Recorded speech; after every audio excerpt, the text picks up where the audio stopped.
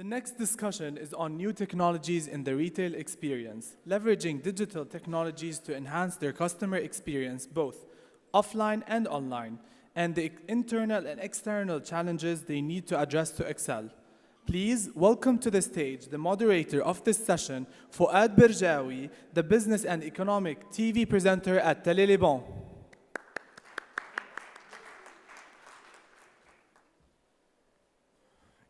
Good evening. Good afternoon, sorry. I'd like to invite Madame Vera Hassan and Mr. Ghassan Geara. Madame Vera Hassan is the Marketing Communication Group Manager of Patchi, and Mr. Ghassan Geara is the Group IT Director of Fattal Group.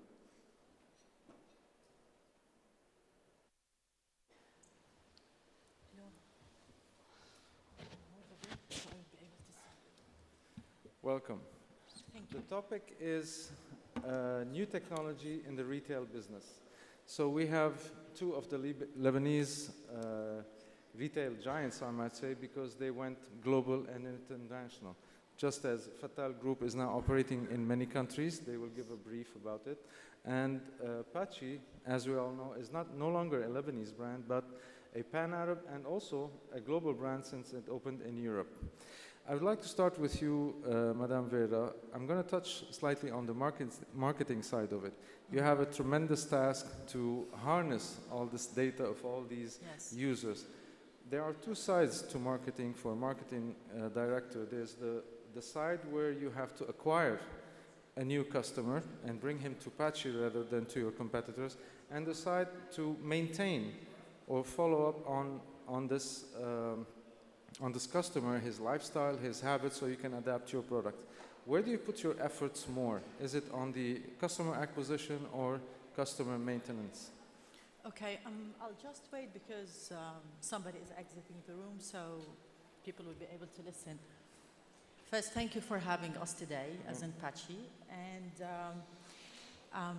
actually, we can't say that we're going to our strategy is not set in a sense that we have to either acquire, to prioritize acquiring, or let's say sustaining what we have.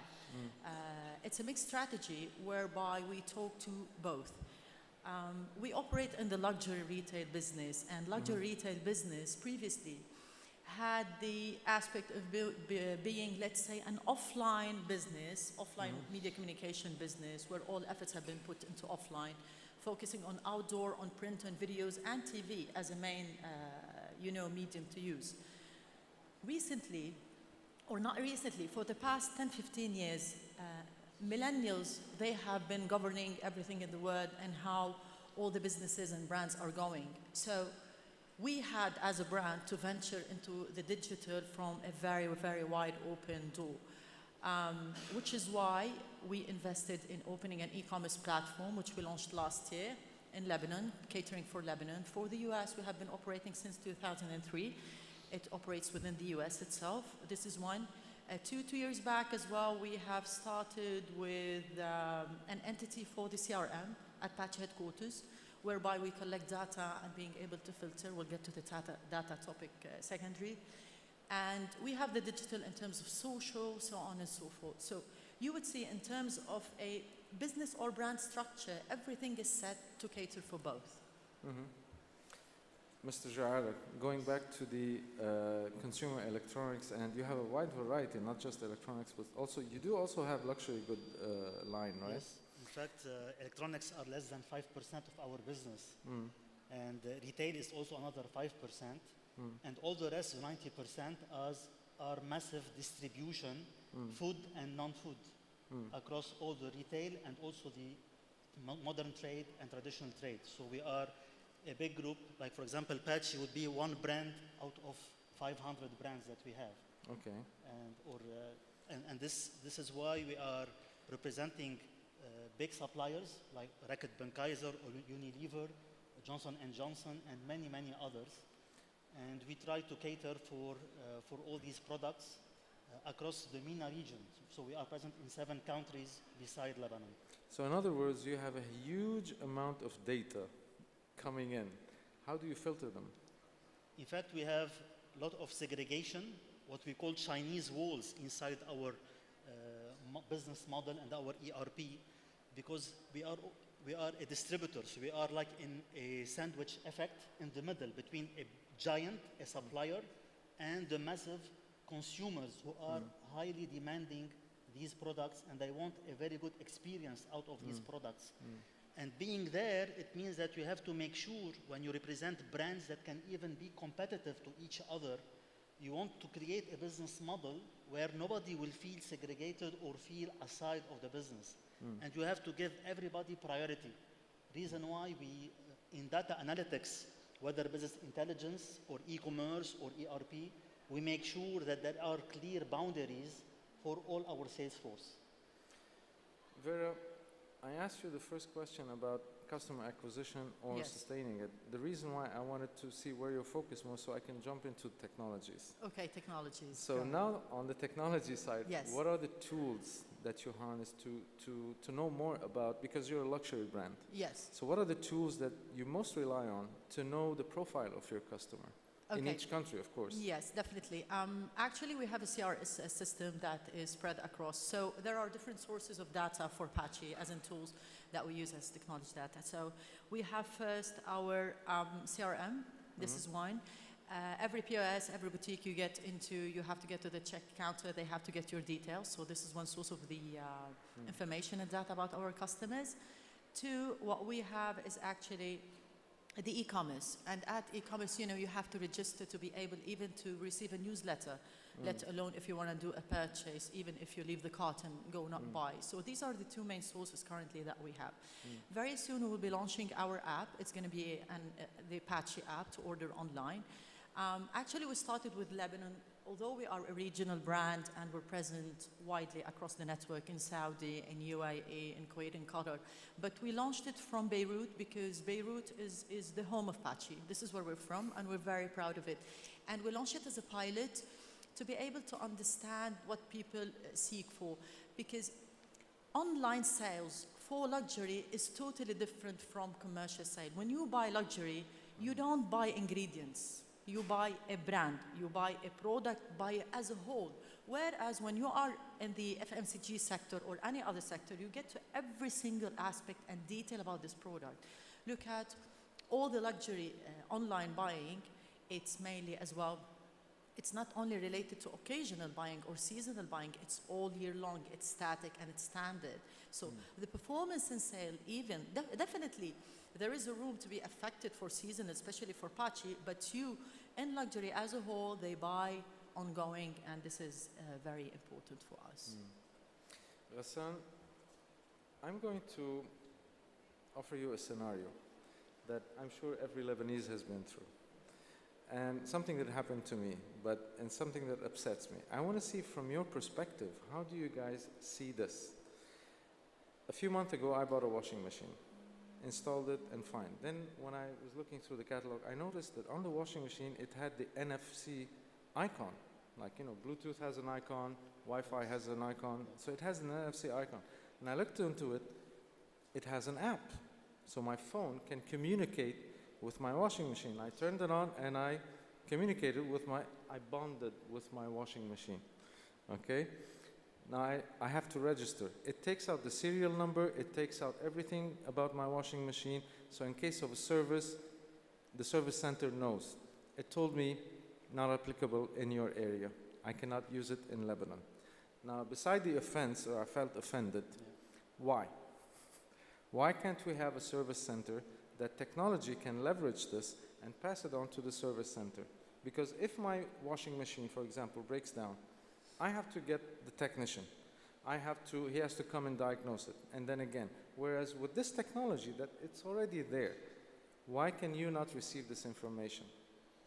For sure, if such product reach Lebanon, we should be able to provide an answer, and at least to declare to the customer and be very transparent what is covered and what is not covered for Lebanon before buying, and not wait for the customer to buy a product and then wait to have surprises of things not to be able to be done. Now, I don't know if it's a product related to Fattal, because we don't sell washing machines. To be honest, no, but, it's not. But usually we should, as any Lebanese distributor for any premium brand, we should be very transparent, whether on our e-commerce platform, whether dealing B2B directly with the customer through a service center or a mobile app. The customer today will not accept to discover that are options, whether in his car or his machine, that he cannot use. He should be able to use all the options available. Yeah, but my question is, I mean, obviously the software is there, whether it's in the Arab world or it's, let's say, in Europe, in London or Paris or whatever. So the software is there. You don't need to have the software. All you need to do is tell the brand that, look, whenever you see a service request, just read out the request over to our office and we'll handle it from here. So I can be a satisfied customer. So it's like a scanner in your car. When you take it to the garage, they hook it up on the scanner and the guy knows everything what's wrong with your car. That's the same thing on the washing machine. But that information, I get it on my phone, but there's no way to relay it because it doesn't work here. Whereas in Europe, all you have to do is just read out it to Lebanon if the request is coming from Lebanon. Why can't we have that? Yeah. You know, today in Lebanon, the government is working on having fiber at home. And this is a proposal from OGEO and other governmental bodies. And we expect with these services reaching home to provide also managed services that will sit on top of this infrastructure, so such scenarios should not be faced. Unfortunately today, we as distributors and as service providers, we don't have an upper hand over this governmental infrastructure that will allow us to tackle at a much higher speed way the problem that is being faced. Reason why sometimes when a consumer faces a problem, especially in electronics, sometimes it can be his router at home or his access point not working and he is blaming the vendor. You see what I mean? So you have layers of technology that need to be solved. At the same time, the MENA consumer should be more digital. Even in our management, in our companies, often we mix between digital and IT. We think everything digital, it's the IT stuff. Definitely. This is not true. Today, every single line of business and every single managerial has to shift his mindset and become born digital, digitally born, like the millennials. Like you cannot say today, my phone is for IT. How come? How come that this smartphone became such a gadget in your hand? So yes, we have a role to facilitate to the maximum your experience, but this means that you have also to have this digital sense of using technology and not relying everything on the technology or the service provider, because sometimes you have a very simple user guide. And how many people read a user guide to understand a machine or an outlet? So for sure there is a gap, especially between IT and the business. And for sure this gap should be filled with both sides. And this is also my message for startups. There was in the previous panel a discussion about focusing on the pain or the painkiller. And this is really a very important point. Because if a startup focuses only on their painkiller, on their app, and forgetting to get the feedback of the consumer, little by little, this consumer will not feel any connection to this app and will stop using it, and then he will stop using even the product behind this app. So we need really to create a successful user experience.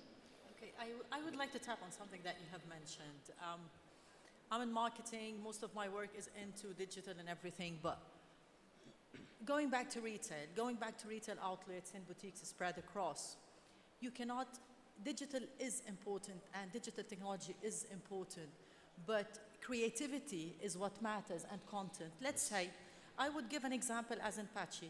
Every single year, Patchi is capable of creating window displays that are recognized globally across the globe, and they are not digital friendly in terms of digital techniques. They are friendly, you can take as much photos as you want for your Instagram, whatever it is, but the mobility effect, the creative aspect, the work that is actually invested in this work, it's simply human. And this is where I'm going to talk to it's something related to the panel that I was talking about, that the lady was talking about Dunkin' Donuts. And and replacing the human. When it comes to brands, it's all about human. It's all about creativity. It's all about what you bring more to the table. Yes, today we would say that all brands, they are talking to millennials in terms of design, in terms of fashion, in terms of trend, whatever it is. And we are talking the same language, but the digital, well, is not everything. It is part of the thing, but being creative and having proper content for social media platforms, and even in terms of context, of messages, of engagement, of design, of laying out the whole thing, the digital is a tool. But the human being is the one behind it, so. But is that what drives the sale?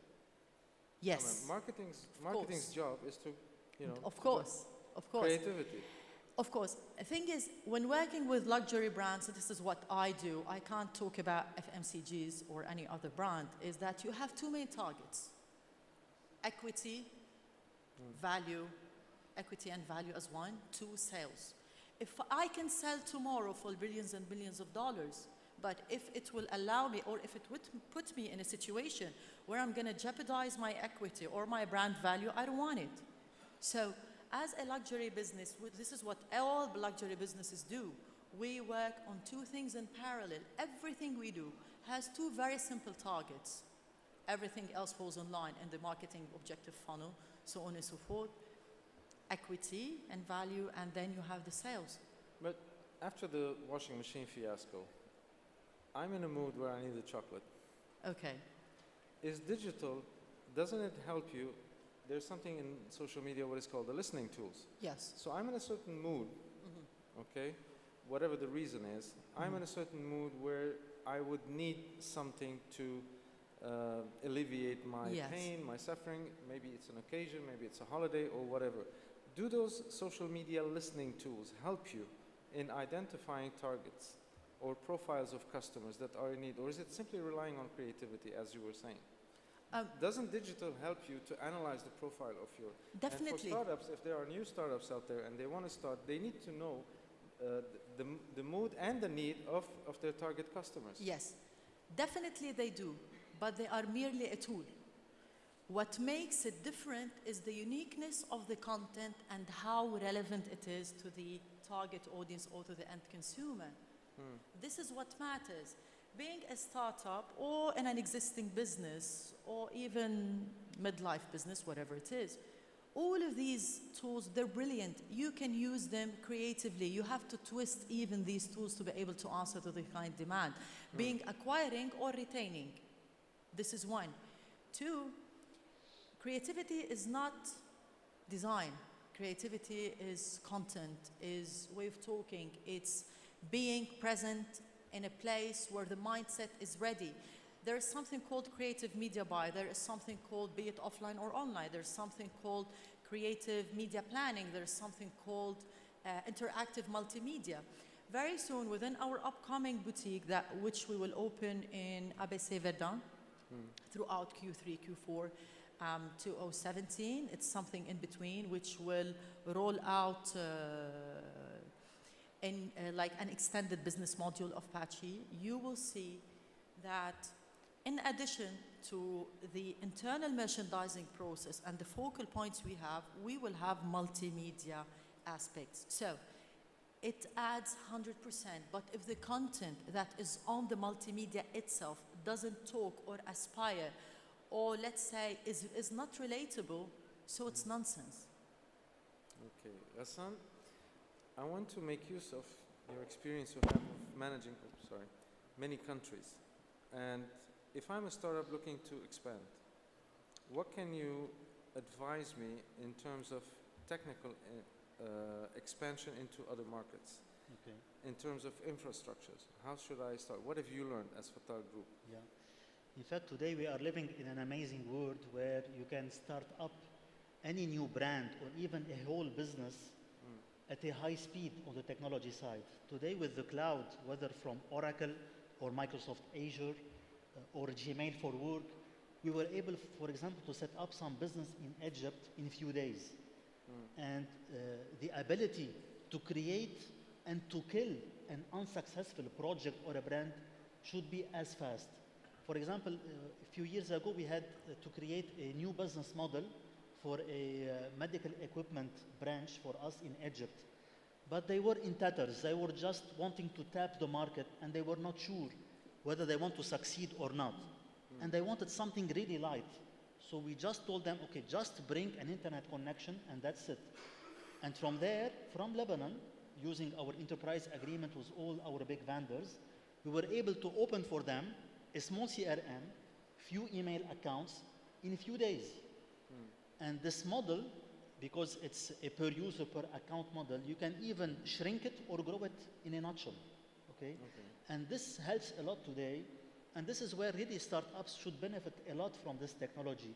If you are a small company or a small startup, less than 50 or even 100 users or technical users, no need to have a server room or a data center. You just need to open an account and to decide, I go for which giant in the marketplace. I want Google, I want Microsoft, or I want AWS, what I want. And this is where knowing the market and knowing what you need from the IT market is crucial. Otherwise, you can spending hundreds of dollars on tools that you don't need. Maybe you need 10% of these tools. So it's very important to have a consultant or a listener to your needs who knows very well the online platforms from all these giants, so you don't spend a lot of money on tools that are not needed. And this is often the case. Sometimes we think that cloud is expensive. In fact, cloud is expensive if you don't know what you want to buy. But if you really are specific, I want to just, for example, an office environment. I want emails. I want Office for my work, Microsoft Office for work. Otherwise, you can spend up buying Salesforce CRM, and you don't need Salesforce CRM. So you have to be very specific about your needs. And also, startups can be a lot of help for these new businesses that, for example, you are willing to start, because they can play this bridge between these giants and yourself as the consumer, okay? And they can be partners, where they will be offering not only the services that they developed internally, but be consultants in areas that you can buy online. And this is crucial. We have to blend all these experiences from our local market with the international vendors to create this synergy. Vera, last question is for you. I keep hurting this. If I'm a startup, Okay. and I'm going to expand to Europe, let's say to a country that I know nothing, I don't speak the language, let's say Portugal or Romania or Hungary. How would you advise me to do that? How would you, in a marketing perspective and a product perspective, what would you advise me to rely on my product and to go and sell, or to rely on the local culture? How would you do it if you were in my shoes? Just the last part you said? How would you help me as a startup? I Okay. want to use your experience or your expertise in it. How would you help me to expand to this new market, let's say Portugal? And I know, how would you open a new Patchi shop in Portugal? It's different. If I'm a totally Lebanese different. startup and I want to expand, so I'm It's using... totally different. In my case, I would leverage on the heritage of the company, and I would leverage on what we do as a brand and what we offer, and about the heart-made aspect of us. So it's totally different. What about the local Portuguese culture? Okay, sorry? Local Yeah, Portuguese culture. Yes. Whenever, if I go today to Portugal, to Lisbon, and then if I say, I'm Patchi, I'm a chocolate gift destination, I'm present in London, Kuala Lumpur, France, and Dubai, and today I'm in Lisbon. Everybody's gonna come running to check out what we do. That's it. That's it. Yes. Okay. This is people, they are driven, especially the countries that you have mentioned. These countries that you have mentioned, part of them were, let's say, communist or whatever it is, and you and they are still adopting the high street and fashion and stuff like this, and one of them is Lisbon. So whenever you say I'm present at Harrods in London, this provides as an edge. And I don't need everyone at first stage to come to my boutique. I need the socialites, the influencers, the decision makers, who says who does what, to attend my boutique, and then it's going to be word of mouth. I'm not going to spend much from day one. Strategy two is definitely location. We are never present, and we don't open any boutique